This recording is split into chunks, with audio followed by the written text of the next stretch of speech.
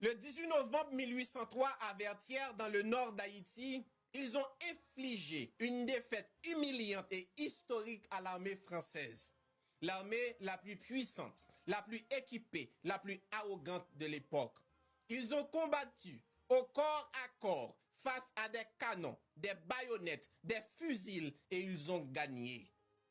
Cette liberté n'a pas été négociée. Ils l'ont arrachée au prix de leur vie. Et le 1er janvier 1804, ils ont fait ce qu'aucun peuple noir n'avait fait avant eux. Déclarer une indépendance arrachée dans le sang contre un empire blanc. Mais ce que l'Afrique, le monde noir et le monde entier doivent savoir, c'est que le prix de cette liberté n'a jamais cessé d'être payé. La France a exigé une rançon. L'Europe a applaudi.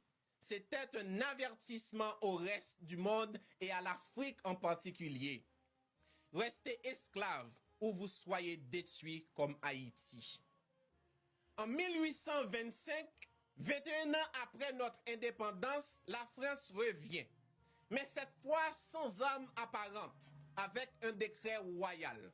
Haïti devra verser 150 millions de francs or en échange de la reconnaissance de son indépendance. Un chiffre délirant équivalent au budget annuel de la France elle-même.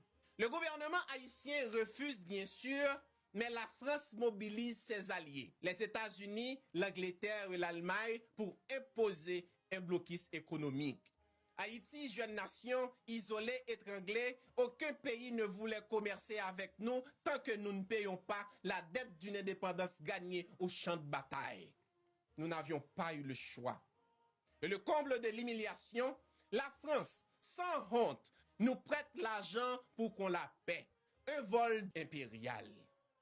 Pendant près de 2 siècles, 80% des revenus de l'État haïtien partent vers la France.